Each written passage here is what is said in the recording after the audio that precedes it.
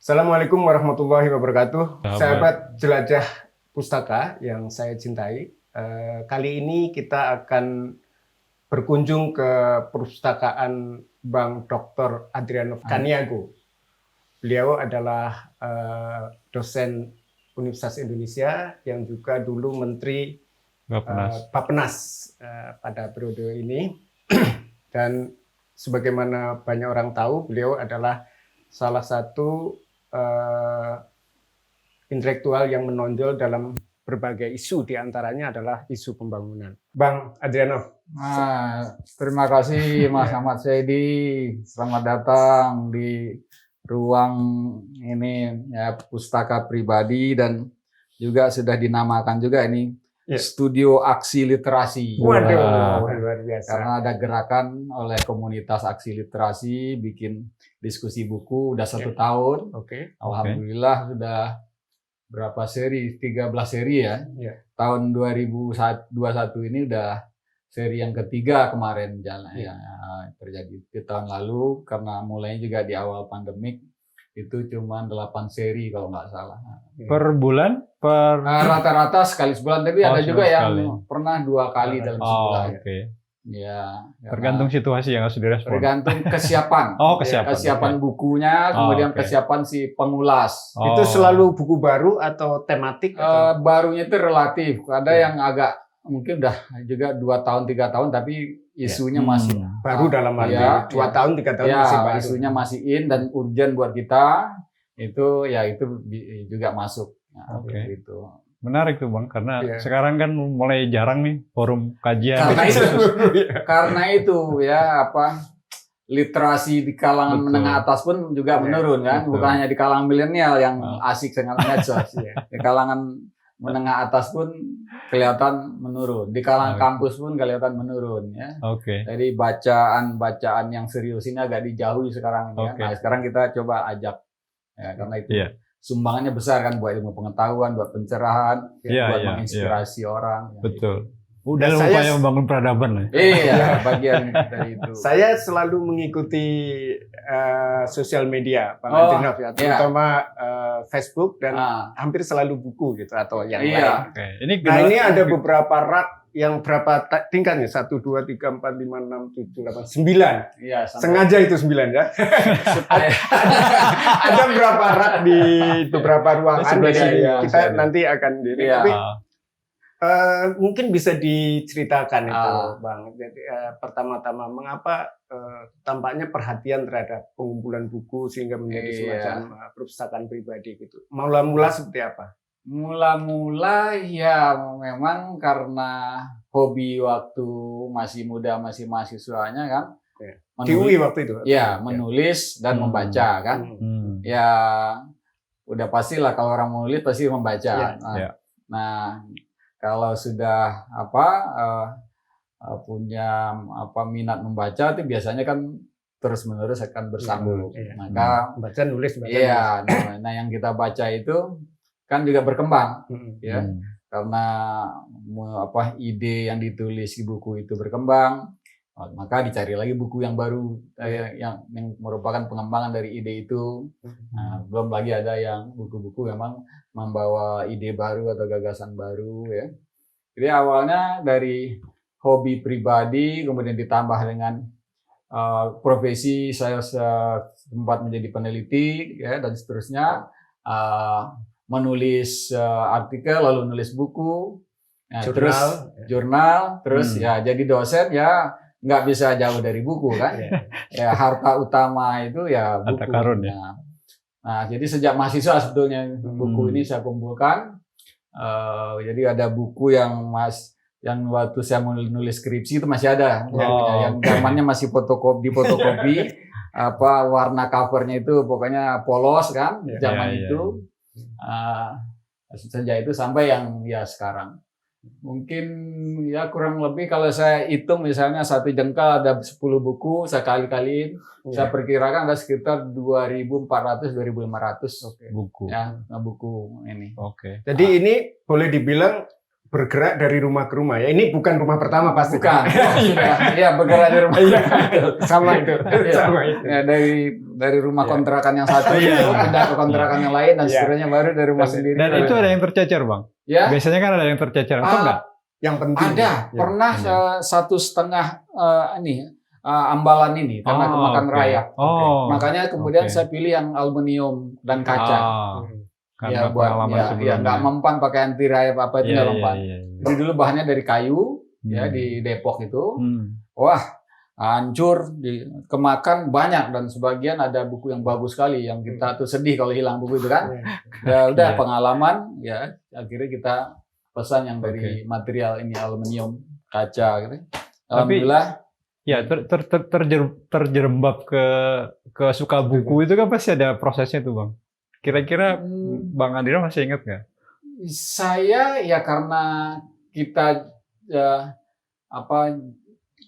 hobinya adalah melontarkan ide, ide harus ada alasnya, yaitu argumentasi, referensi, mau nggak mau ya kita cari buku, harus baca gitu. SMA ke Senen itu untuk keperluan mempersiapkan ujian masuk perguruan tinggi, nyari buku-buku bekas, nyari buku bekas sama numpang baca di situ. Ya karena kan pengen. Tinggalnya di mana? Dekat atau? Waktu SMA saya di Cengkareng. Wah, saya tinggal sama Naik apa ke Senen waktu tahun 70-an? Oh masih ya angkutan bus itu dari lewat yang ke Kalideres kayak itu. Bisa sehari bolak-balik. Ya, tapi dulu kan lancar. Oh iya. Dulu lancar itu kalau ke Senen itu mungkin ya 1 jam paling lama ya. Sama kayak di Grogol Kampung Melayu dulu 30 menit udah nyampe kita. Iya betul. Itu ke Senen ya waktu SMA itu ya baca juga buku-buku yang ini pas kebetulan punya atau minjam. Kayak buku Mangun Wijaya itu novelnya Burung-Burung Manyar. Itu saya baca waktu SMA itu. Wow. Itu. Jadi masih suka dengan sastra kan ketika itu kan. Nah, itu. Masih ada nggak buku-buku sastra yang sampai sekarang masih ada nggak yang maksudnya dikoleksi gitu? Kalau buku 1-2 saya masih ini, tapi yang lama itu udah nggak. Bahkan kumpulan puisinya Rendra itu saya cari-cari nggak ketemu-ketemu. Tapi buku-buku itu kemudian dikoleksi belakangan nggak? Misalnya Rendra, Mangun apa gitu? Kalau ketemu saya beli ya. Kalau kebetulan ketemu karena ya walaupun itu udah pernah saya baca ya. Tapi kalau karena buku itu pernah menjadi ini saya ya saya beli, saya simpan juga ya gitu. Pernah punya pengalaman ini nggak Bang? Harus menyembunyikan buku-buku haram itu zaman Orde Baru kan? Ya kalau zaman itu kan tahun 80-an begitu kan, karena teman-teman juga kayak kita ngalami baru-baru nakut-nakutin kan. Ini ya. Disembunyikan di mana buku-buku terlarangnya? Oh enggak, kalau saya sih taruh di rak buku biasa kan, enggak mungkin orang mengennya kan. Kalau yang diincar kan kawan-kawan yang memang aktif mengedarkan jualan itu. Kalau kita kan cuma pengguna kan. Itu teman-teman aktivis pasti punya. Jadi disuruh, masih ada sih kayak bukunya Richard Robinson yang fotokopian zaman itu masih ada. Walaupun habis itu kan diterbitin oleh komunitas bambu bahasa Indonesia. Ya itu. Nah kalau tadi Bang Andino mengatakan suka sama Rendra itu karena memang puisinya lugas, aroma politiknya kental dan itu nyambung atau? Ya dia pesannya itu ya pesan-pesan di puisinya itu menurut saya punya kekuatan yang luar biasa ya, dan juga tentu saja diksi ininya ya bahasa sastranya ya juga kuat gitu ya. Jadi kontennya, isunya menarik dan kemudian kekuatan sastranya juga di situ kuat sekali. Nah, dan puisi Rendra buat saya lebih gampang karena dia bahasanya memang lugas. Saya kalau baca Putu Wijaya malah pusing apalagi kalau udah prosa ini. Perlu penafsiran agak serius. Apalagi punya Tarji, Katum itu langsung bahari. Jadi ya di antara beberapa itu saya yang suka memang dengan Rendra baik karena bahasanya lugas maupun karena pesan-pesannya. Berarti Rendra lah yang menjadikan transisinya Bang Andrinov dari Iya, sastrawan ke politik ya. pendorongnya itu dia, ya betul tuh. Jadi mesin transisi itu kan. Iya. Dari sastra, penggemar sastra bergeser ke isu politik itu. Nah. Waktu mahasiswa itu kan FISIP ya, berarti Iya. ya. Itu apa yang paling paling diminati atau Sebetulnya ketika di masa mahasiswa itu saya mengamati kehidupan kita sendiri yang muda-muda mahasiswa dan ini ya, Gerakan muda. ya? Waktu itu gerakan ya? Gerakan. Terus ya sampai saya nulis artikel di Kompas kan. Kalau mahasiswa nulis S1 itu ya? Iya, nulis Kompas kan langsung gempar kampus kan. Oh iya, itu Artikel opini mahasiswa muncul di Kompas gempar kampus. Tapi kan? celakanya semua minta ditraktir. Nah, semuanya kan heboh. Lalu semua nanya traktiran kan. Nah, itu jadi pesohor ya. ya, Jadi tapi ya, karena muncul di tulisan di Kompas itu kita jadi dilihat orang kan. Iya. Idenya apa waktu itu? Artinya serangkaian tulisan itu di S1 itu. Kaum muda ketika itu ya yang terjepit tertekan lalu apanya nggak berkembang ya. Kehidupan karena kebebasan nggak berkembang maka Itu 70-an ya? enggak, itu saya 83 84 ya. Nah, itu. Terus saya nulis lagi tentang mahasiswa juga. NKK BKK ya? Ya, itu dia karena betul. NKK BKK itu. Pasca Malari. Saya kebetulan kan habis itu saya di Daulat jadi ini ketua senat mahasiswa fakultas. Terus kan kita ya ikut bikin kegiatan dong. Kegiatan yang biasa-biasa juga kok didatangin Intel kan gitu kan. Wah, itulah kan itu saya bikin lagi tulisan di Kompas itu. Ini semua dikekang begini jadi gagu semua nanti mahasiswa ini saya bilang gitu kan. Nah, muncul artikel saya di Kompas itu tentang mahasiswa ya itu jadi tentang ini sendiri ya lingkungan sendiri ketika itu.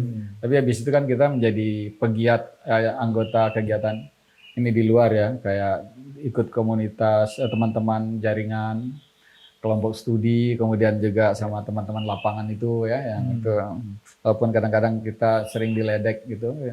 Jadi, wah apa kebanyakan teori kan.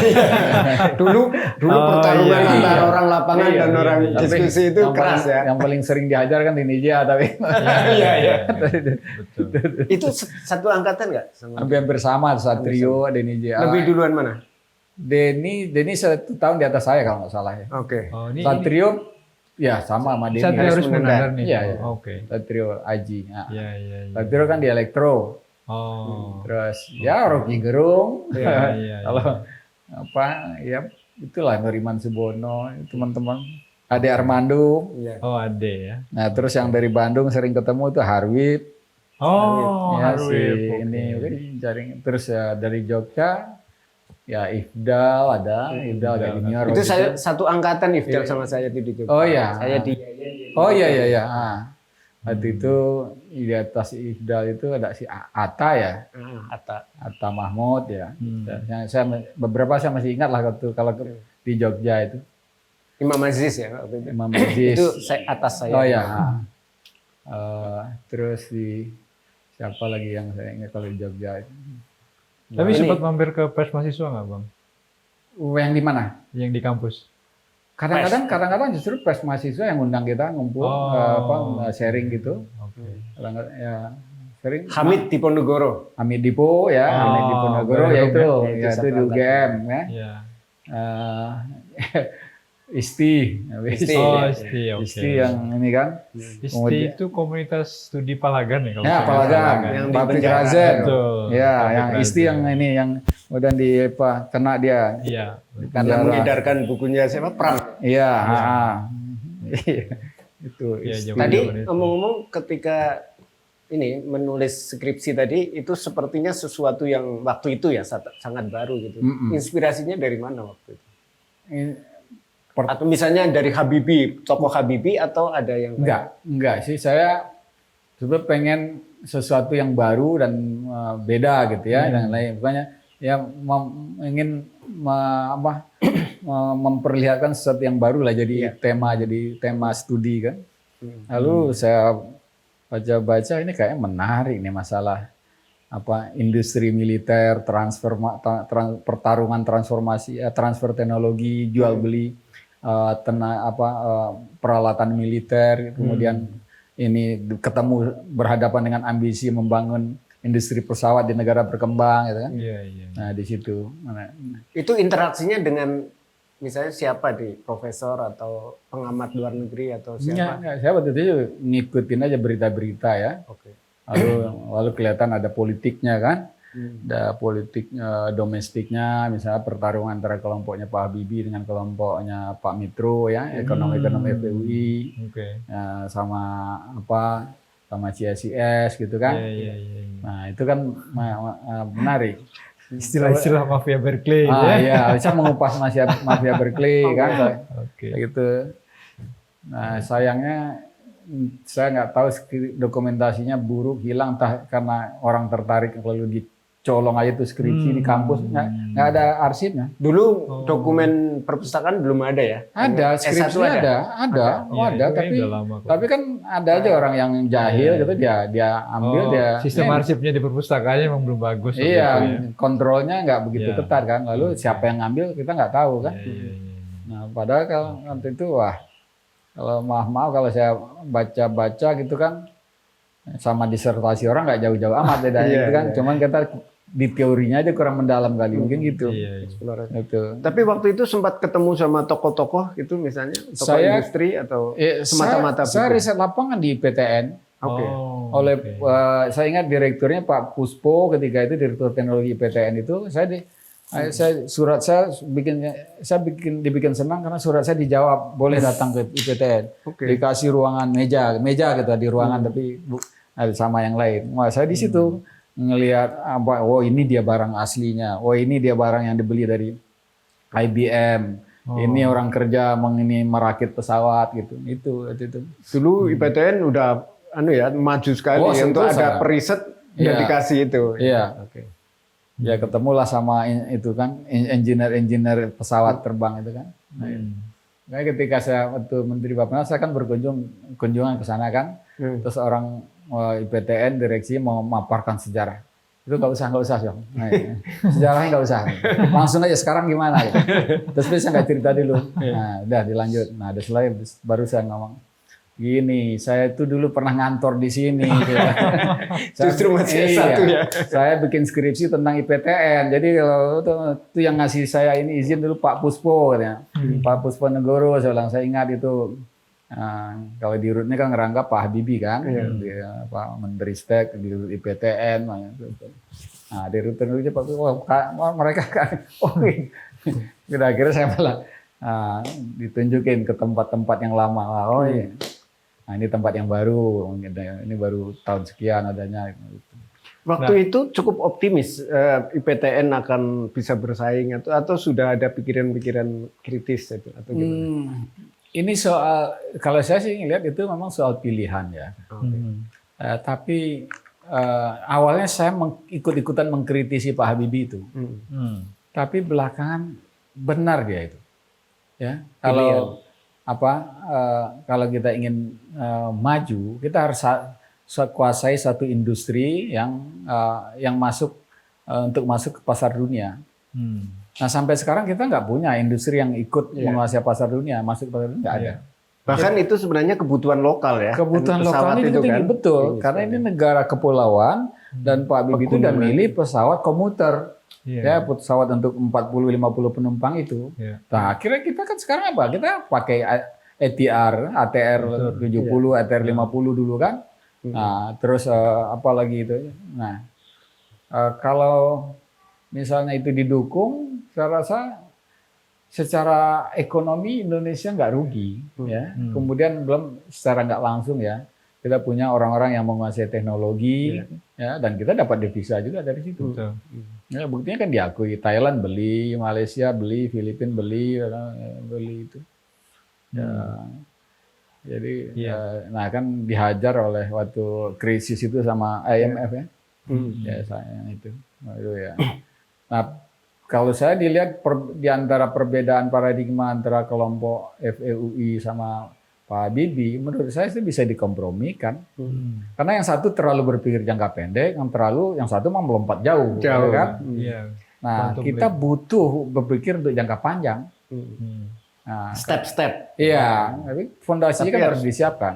Melompat Ya, baru step-step. ya. Nah, kita kan belum nggak punya industri IT, kita nggak punya. Iya. Nah, itu aja. Ya, Malaysia, India sekarang menjadi pemain. Iya, ya. India luar Ntar biasa. lagi Vietnam jadi pemain. Kalau Cina udah unggul sekarang kan menggantikan produk Jepang, Korea, beberapa Amerika. udah mengambil Amerika juga ya dia produk Amerika Eropa. Iya. Nah, kita nggak punya produk industri gitu yang orang basis ya, yang basis. Ya. ya nggak punya. Mau apa? Industri manufaktur apa? Pakaian apa? Udah diambil sama Cina, sama Vietnam sekarang. Oke. Batu bara. Batu bara sama kelapa sawit kan? Iya. Nah Akhirnya itu, itu kan jelek secara ini kualitas ekonomi kita jadi ini begitu.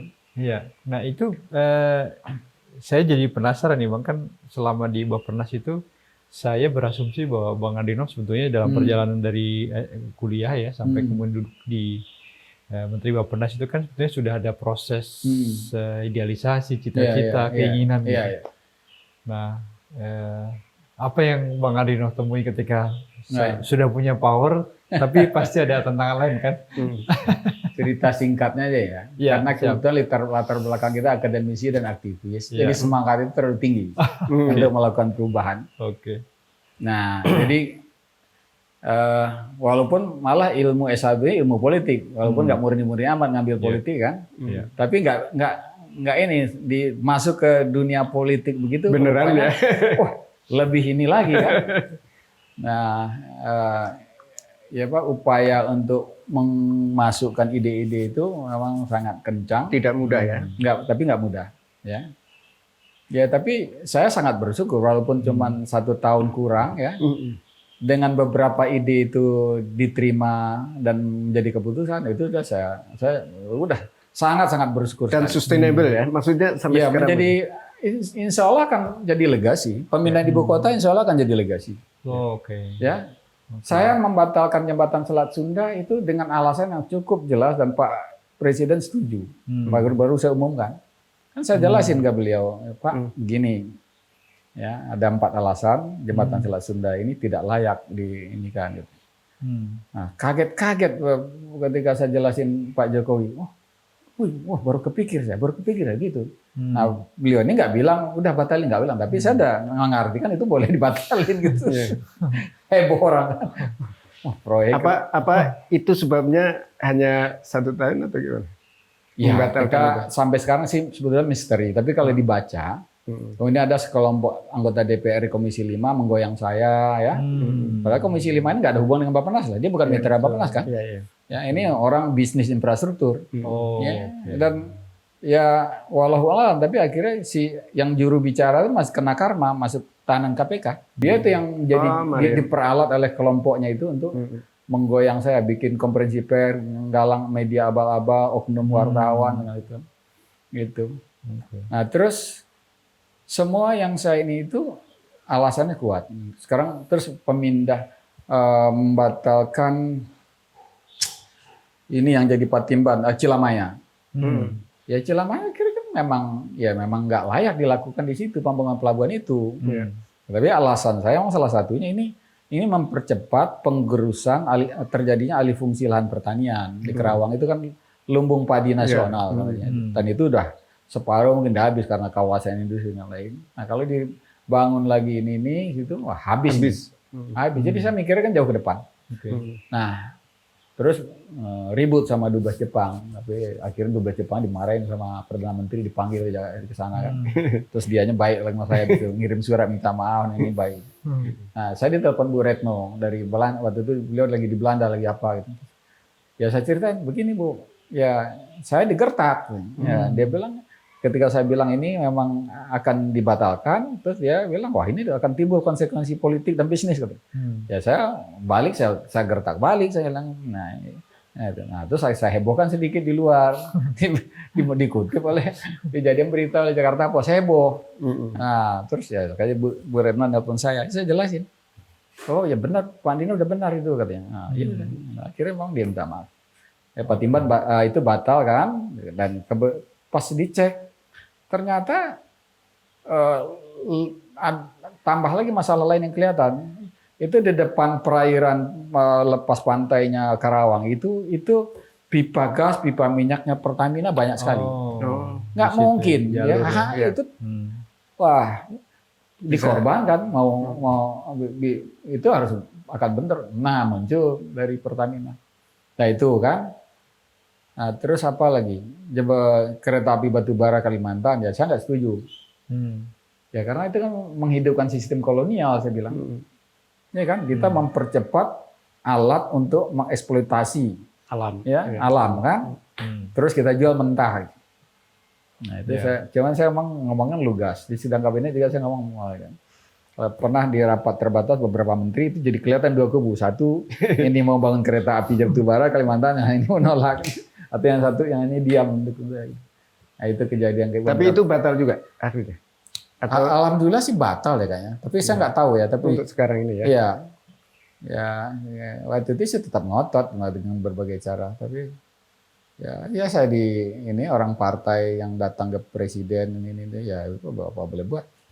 Ya saya sempat Pak Presiden ngasih ini ya di ini aja itu. Ngasih isinya kayaknya presiden menyetujui itu karena tekanan politik kayaknya gitu. Ya udah saya mengambil jaga jaraknya diam. Terus ya apalagi ya jembatan Selat Sunda itu. Nah itu.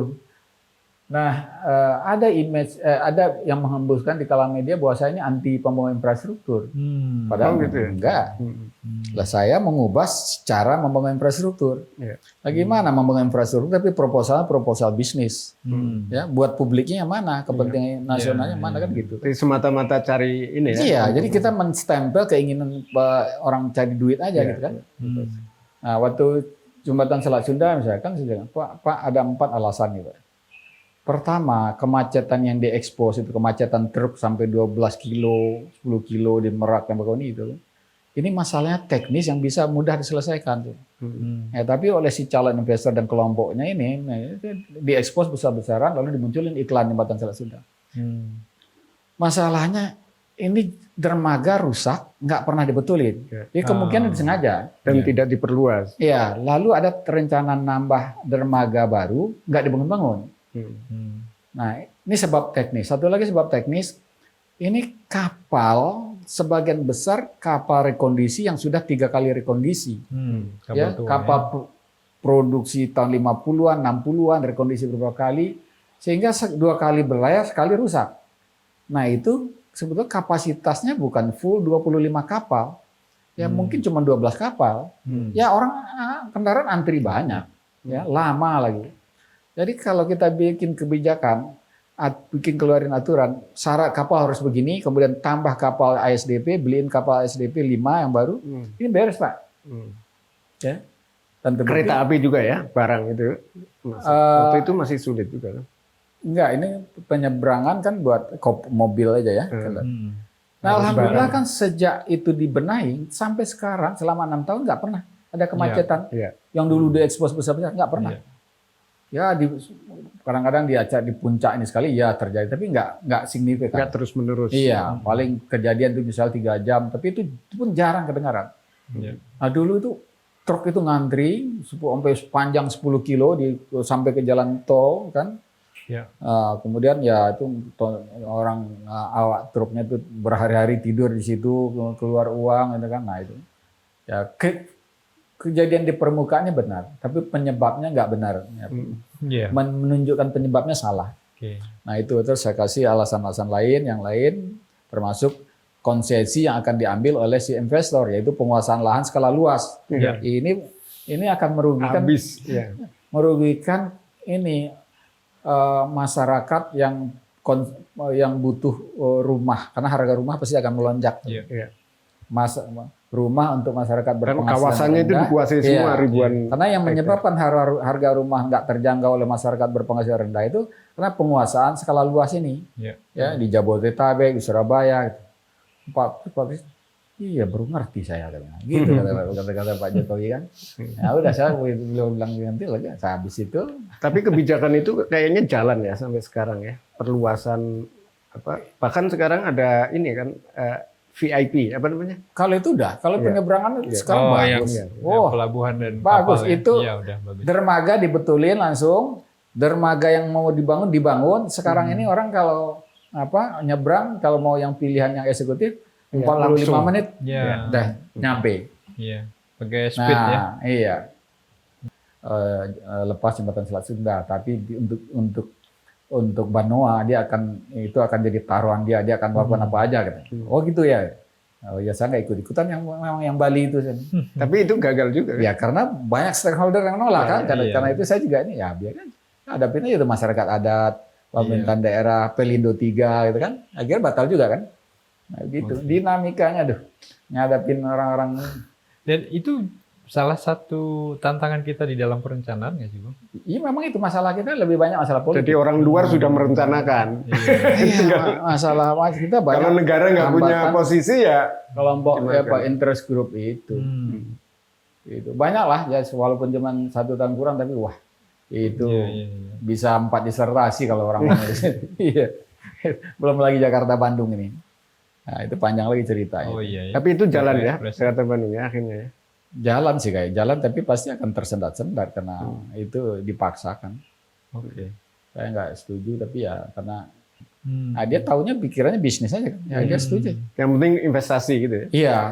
Entah apa lagi terus ketemu Pak Xi Jinping sama Pak Jokowi kan dari pihak sana kami minta ini.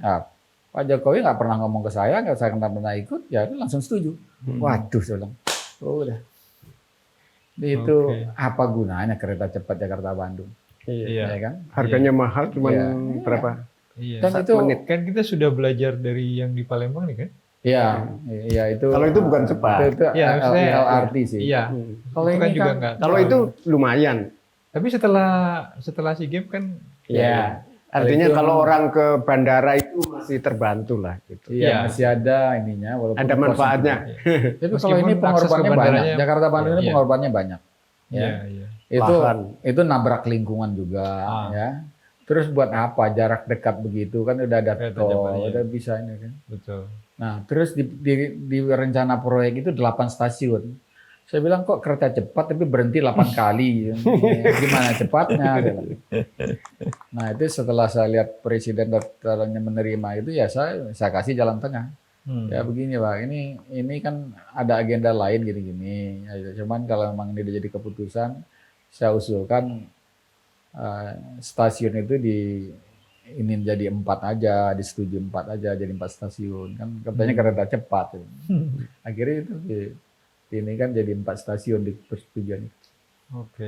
Kembali ke pasca S1 itu yang sekarang kan Bang Andrinov perhatiannya ke kota, kawasan gitu ya. Ceritanya gimana itu waktu itu mulai setelah saya menemukan kompleksitas pembangunan itu memang ketika riset lapangan tentang kawasan industri itu. Jadi soal marginalisasi, soal disparitas, segregasi sosial. Itu waktu itu jadi dosen atau? Saya udah jadi asisten. Asisten dosen baru dan peneliti kan di LPP di FISIP. Terus juga melakukan riset individu. Nah di situ saya menemukan isu-isu pembangunan itu ketika itu di lapangannya.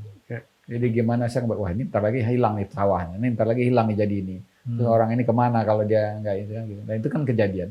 Itu mempengaruhi koleksi tentunya ya? Iya.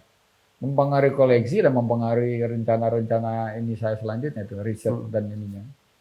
Terus ya makanya banyak buku-buku sosial ekonomi juga banyak sekali. Itu yang tadi yang buku gagalnya pembangunan itu apa sebenarnya ininya?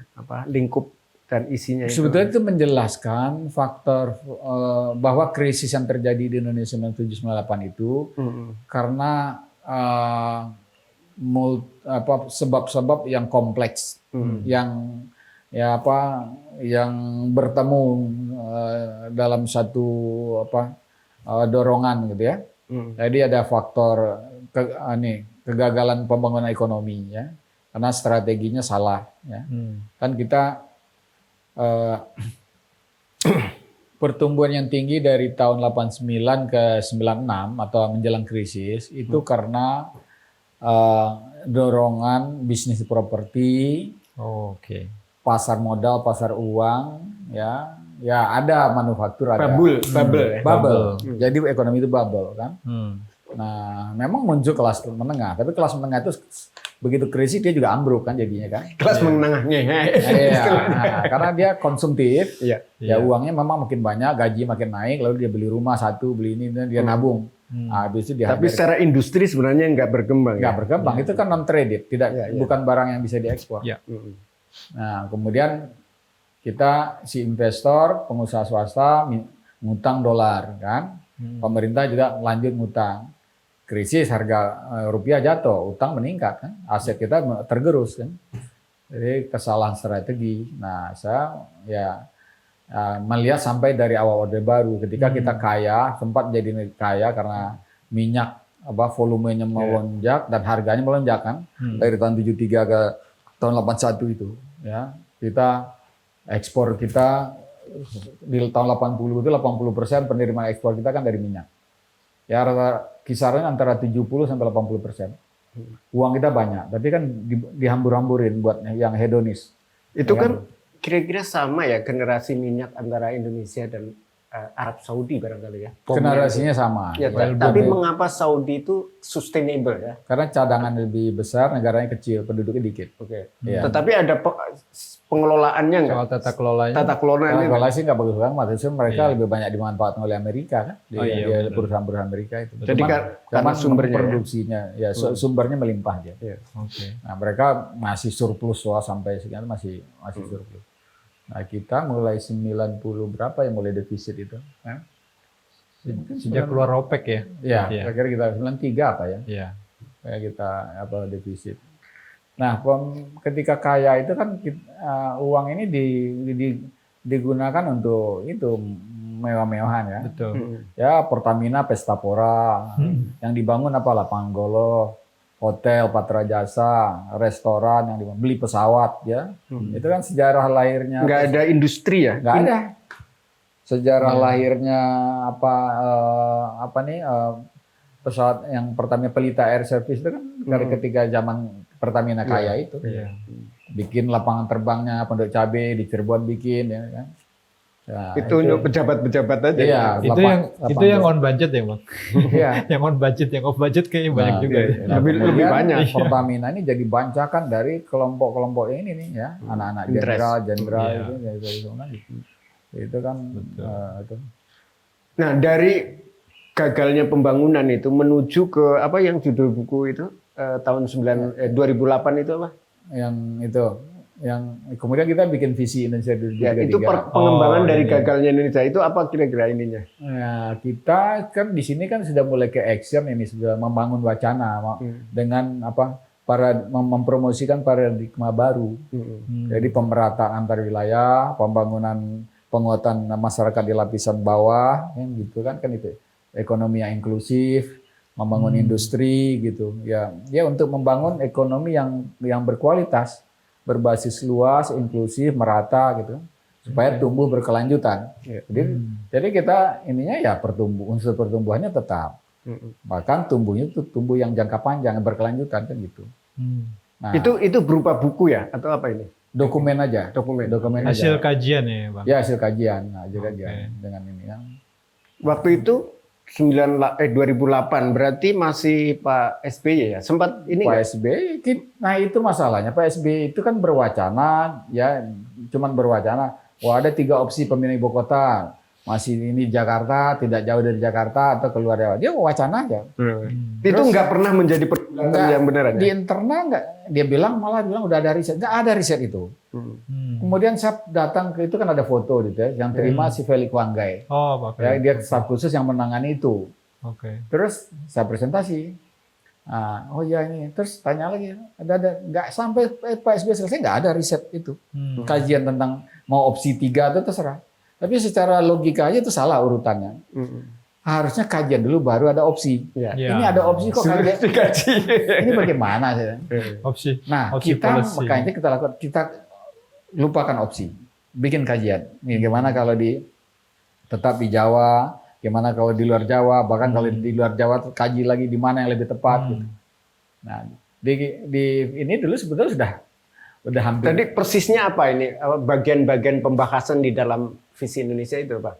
Di samping ibu kota, kawasan, desentralisasi ya. Ya, pedesaan. Strategi pembangunannya Bagaimana? juga digeser ya, agak lebih inklusif. Ya, pedesaan, menghidupkan usaha mikro kecil gitu. Karena ekonomi itu akan kuat kalau alas yang lapisan besar ini harus kuat. Ya, mereka yang tumbuh produktif. Merkantil itu ya. Iya, jadi mereka harus menjadi kekuatan yang produktif gitu. Lalu pemerataan antar wilayah. Kalau konsentrasi di Jawa, ekosistem Jawa hancur, kemudian disparitas antar kelas sosial akan makin tajam di Jawa, ya kan? Dan sumber dayanya yang habis kaya ya. dia bisa beli air ini olahan, satpam dia bisa gaji kan untuk di rumahnya, apa segala macam dia bisa, lingkungan dia bisa beli ya. Nah, tapi yang di luar itu makin parah kualitas hidupnya kan, polusi, kekurangan air waktu kemarau, kan itu yang ini. Maka daya dukungnya harus dihitung Pulau Jawa itu. Ini kan tahun 2060 penduduknya nanti 300 juta Pulau Jawa ini. 2 kali lipat dari yang sekarang. Dalam 40 tahun kan penduduk Jawa ini 2 kali lipat. Ya kan? Kalau industrinya nggak Nah, kalau nggak disebar pusat pembangunan itu. Jadi kita konsepnya itu membangun pusat kehidupan baru. Nah, makanya di ini kan ya bangunlah itu di Kalimantan.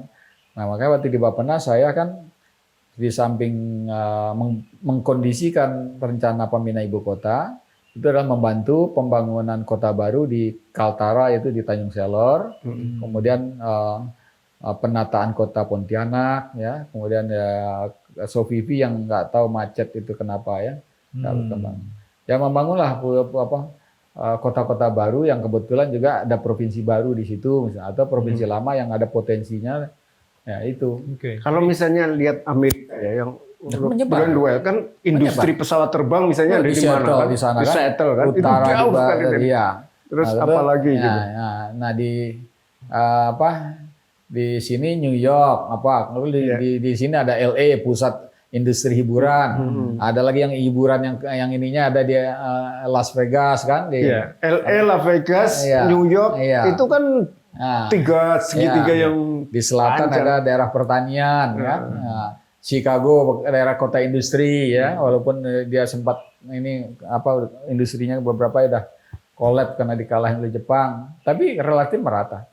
Bahkan DC sama New York itu kan beda karakter tapi sama-sama. Nah, itu kan dipisah, kota bisnis New York, kota pemerintahan ke Washington, ke DC kan. Nah, jadi Amerika tuh dia menyebar pusat ini kota-kota bagusnya disebar. Ya, Chicago, LA, San Diego, San Francisco, kemudian industri pesawat di Seattle, di state Washington itu. Saya awam ya, tapi pernah berpikir kalau misalnya pabrik mobil ya yang sekarang ini di Kerawang itu dipindah ke Sumatera atau Kalimantan, jarak ke Jakarta itu kayaknya sama. Dari Kerawang ke Jakarta kalau truk naik tol itu bisa 5 jam kan? Itu sama dengan kapal dari lama sedikit nggak apa-apa lah. Misalnya kita bikin tuh kawasan industri di Mempawah itu di Pontianak ke utara sedikit ya. Pakai kapal kan bisa. Taruhlah di kapal misalnya 16 jam atau 24 jam. Enggak masalah. Ya. Toh itu kan cuma buat mengirim barang yang dijual. Ya. Bukan buat dia mondar-mandir kan. Dan dari kapal langsung ke luar negeri. Iya, langsung ke luar negeri kan makanya. Nah, Kalimantan Barat itu salah satu daerah penghasil karet yang bagus lagi karet. Jadi yang karet itu ada di Sumatera sama Kalimantan Barat. Dan karet sekarang terancam sawit karena nggak ada ininya, hilirisasinya. Hilirisasinya. Karetnya bagus kalau Barat itu. Ya, situ. Kalau yang Bang Adinov tahu sekarang rencana pemindahan ibu kota sampai di mana, Bang? Kemarin saya baca berita ya tahun ini akan di groundbreaking Istana Presiden. Ya memang yang jadi ini kan ini proses politik di DPR. Tapi kalau umpamanya draft usulan RUU cepat disiapin ya DPR ya paling yang nolak PKS sama PAN kan itu. Sudah kayak itu. Ya, itu. Kalau itu apapun dia tolak kan. Ya, saya debat sama Mas Didi Rabini. Wah, ini ya saya jelasin aja diam ya. Iya. Tapi Jakarta menurut saya lebih nyaman kalau tidak jadi ibu kota. Iya. Saya lebih seneng di Jakarta tidak jadi ibu kota. Itu salah satu alasannya untuk memperbaiki kualitas kota Jakarta. Iya, betul. Jadi udahlah korbankan statusnya, tapi kualitas kota Jakarta akan lebih baik. Iya. Karena tekanannya berkurang. Nah nanti aset-aset pemerintah itu sebagian diubah jadi rumah apartemen murah kan gitu. Iya. Sebagian jadi museum atau taman kan begitu kan. Public space ya. Ya, jadi untuk publik. Oke, jadi setelah gagalnya pembangunan, kemudian kan tahun 2008 ya menerbitkan sebuah laporan meskipun belum berupa buku. Tapi ini kan respon pemerintah sangat akomodatif tampaknya. Mungkin bisa diceritakan. Iya. Jadi ini adalah logo visi Indonesia 2033. Visi Indonesia 2033 ini adalah ide, konsep, rancangan gagasan pembangunan yang dibikin oleh sekelompok kecil orang atau semacam think tank. Ya. Didirikan tahun 2008. Nah logonya sebetulnya dibuat tahun 2009. Di logo ini adalah gambaran visual Indonesia masa depan. Ya, dibuat tahun 2000. Termasuk impian ibu kota baru ya, yang di sini, yang bulat besar ini, yang itu persisnya di ini di perbatasan antara Kalimantan Selatan dan Kalimantan Timur. Jadi berdekatan dengan hampir dekat ke yang kemudian diputuskan. Gitu. Ya. Maaf, think tank itu afiliasinya kemana ya? Independen. Kita semua jadi hanya komunitas intelektual akademisi. Bisa disebut beberapa orang. Selain saya ada Profesor Ahmad Erani Yustika dari Universitas Jaya Malang. Ada Dr. Jehansa Siregar dari ITB. Ada Tata Mutasya itu peneliti independen alumni FEUI dan Universitas Turin Itali. Nah, berempat tapi didukung oleh junior-junior yang sebagai tim support ya. Nah, kita melakukan kajian, kemudian lahirlah dokumen. Penelitian lapangan juga ya? Ya, observasi lapangan juga. Kita banyak keliling Indonesia, ya, termasuk sampai ke utara Kalimantan, ke Nunukan. Kita ada pernah perbatasan Kalimantan Barat itu sudah kita jelajahi ya, ngelihat Indonesia lah. Nah, lalu kita lahirkanlah dokumen untuk itu yang isinya beberapa rekomendasi. Salah satunya rekomendasi pindah ibu kota ke Kalimantan.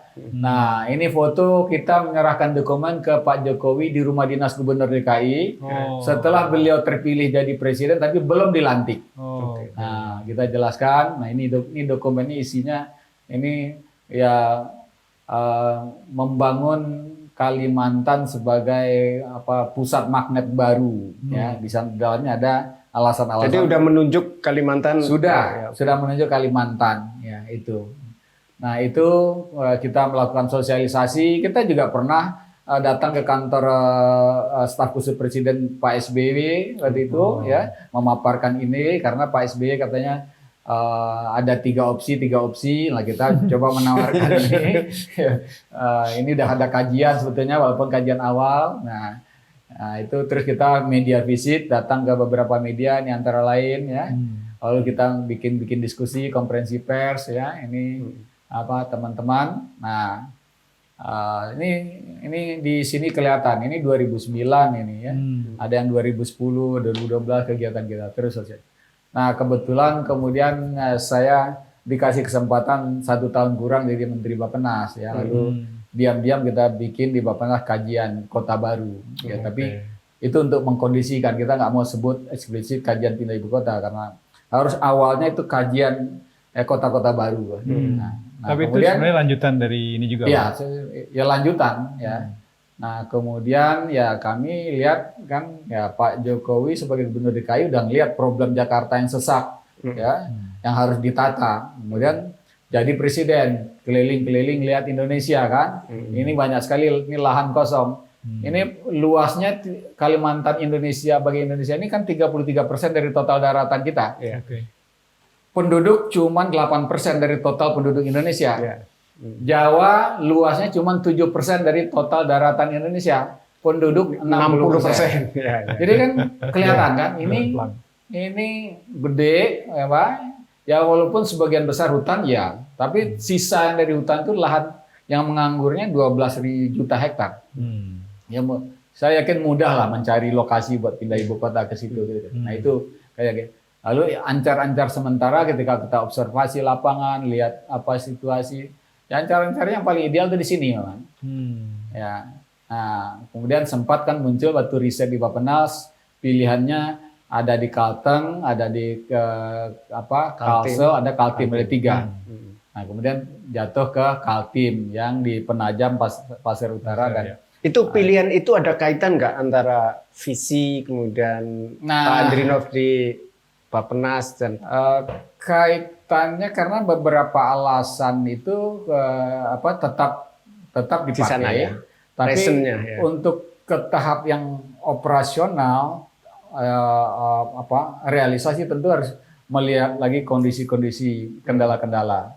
Nah, alasan kenapa milihnya di Penajam Pasir Utara karena infrastruktur sudah ada, jalan tol Balikpapan Samarinda ya. Nah, itu kemudian dari akses ke membangun sumber air juga cukup. Maka ya itu pilihan terbaik menurut saya berdasarkan pertimbangan banyak aspek. Ya, posisinya tetap di tengah-tengah, masih sekitar tengah-tengah Indonesia.